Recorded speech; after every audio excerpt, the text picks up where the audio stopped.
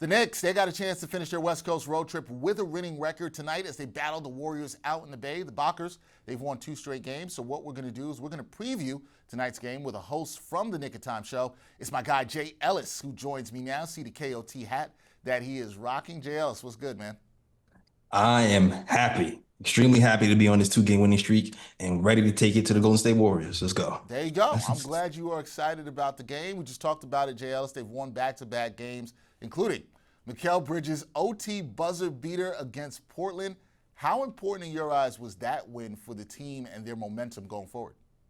Man, it's really important. We don't have our captain who, in my eyes, is an MVP of a player. It's really hard to win this league when your best player goes down. So for us to continue to win and also have other guys step up, whether it be Mikal Bridges, whether it be Landry Shamet, whether it be Deuce McBride, to have those guys' confidence grow and their chest swell up to see the results of their hard work, and for seeing the results of their hard work resulting in wins is going to be extremely important for the team moving forward. So now, like later on, when Jalen Brunson comes back to the team, we'll start to realize, you know what? We don't need to rely on Jalen Brunson so much. You can sit this one out, captain, for a player to Mikal Bridges has it, or Deuce McBride has it, because he can create his own. So I think expanded roles for the other team just does better for us as a team in the long term when it comes to the playoffs. And when it just comes to keeping fresh legs for our captain, Jalen Brunson and Karl Anthony Towns. Yeah, I wonder how much this could be helpful for the team on both sides of the ball, right? Could it help them offensively and defensively once Brunson does return? And you talked about it, the confidence for the players offensively, like Mikal Bridges having a big game, who's played pretty well on this road trip, so Knicks fans have to like that. Now, another player we got to talk about, Jay Ellis, Mitchell Robinson. He's looked rejuvenated since his return from ankle surgery. The Knicks, they're now 14th in defensive rating in the NBA. How much of a difference has he made for the Knicks on the defensive end? And do you see the Knicks defense reaching new heights this season? Huge difference. Like I just read an article that said that the Knicks in this 3-game stretch has only allowed average 5 points a game into the paint. That's not what we were doing before with Cat in the paint. So it's a very, very good sign to see Mitch Robinson having that much of an impact.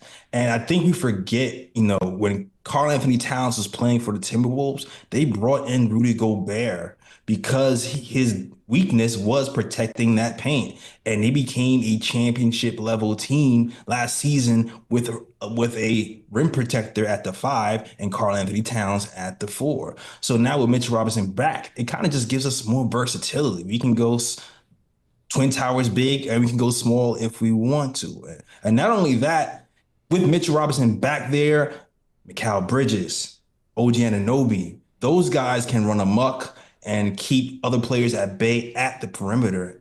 And also, Dexter, I want to point out, Karl Anthony Towns, to me, has been struggling in his pick and roll defense and defending the paint. I don't know if being around Mitch is helping him in certain games, but I've noticed that Karl Anthony Towns has even gotten a little bit better at protecting the paint a little bit. And you just wonder, is Mitch rubbing off on Karl Anthony Towns as of late? Hey, sometimes good defense can be contagious, right? We saw late in the game against Portland, Karl Anthony Towns had a big block. I'm forgetting which player it was on, but he had a big block late in that game. He moved his feet pretty well in the play, and he came up with some pretty good defensive plays. So, that defense could be a little bit contagious. We'll see if Mitch has more of an impact, not just on the team, but maybe also on Cat. Now, Jay Ellis, the Knicks, they're currently 2-2 on this West Coast road trip. In your eyes, what's the significance of them finishing this road trip with a winning record heading back home here to NYC? It just reinforces the fact that this winning culture is permeating throughout this team, and we can keep getting these wins without Jalen Brunson, and we can trust in the system and just keep knocking off teams. It'll be even better to even stay at that 3rd spot too, just to keep the playoff rankings where they should be. But I just feel like every win without Jalen Brunson moving forward is just going to help our confidence. And when Jalen Brunson comes back, Jalen Brunson is going to add that finishing touch. He's going to add that killer instinct. He's going to add that Mamba mentality guy at the end who can finish games because he has been the most clutch player in the NBA. So finishing with a winning record coming back home is going to be big for us in our confidence. All right, so we'll see if the Knicks can do that, finishing with a winning record back home. So the last thing for me here, Jay Ellis, if the Knicks are going to leave San Francisco with a win tonight, what are the 3 biggest keys to victory against the Warriors? First, I'm going to say forcing turnovers. The Knicks have been really good at forcing turnovers since Deuce McBride has come back. And since Mitchell Robinson has come back in the fold as well, our defense has been stepping up. But also the Golden State Warriors, they don't really have a lot of Achilles heels, but turnovers has been a Achilles heel for them, especially in March. I think they're around 21 turnovers or so a game in March. So I feel like one thing we have to keep in mind is we have to keep forcing those turnovers, and I think we have the personnel to do that for this game. 2, keep moving the ball. We've been getting back to moving the ball and shooting and everybody playing by committee and staying around that 30 assist mark. That's been the mark for success for us. When we've hit 30 assists, we've won a lot of games. But also, last game, I felt like we didn't really attack Steph Curry enough. He was kind of just floating on defense and doing whatever he wanted on offense. So I want to attack Steph Curry this game. I want Mikal to take it to him, put him in the post, and make him play defense. And then finally, just let somebody else beat us, man.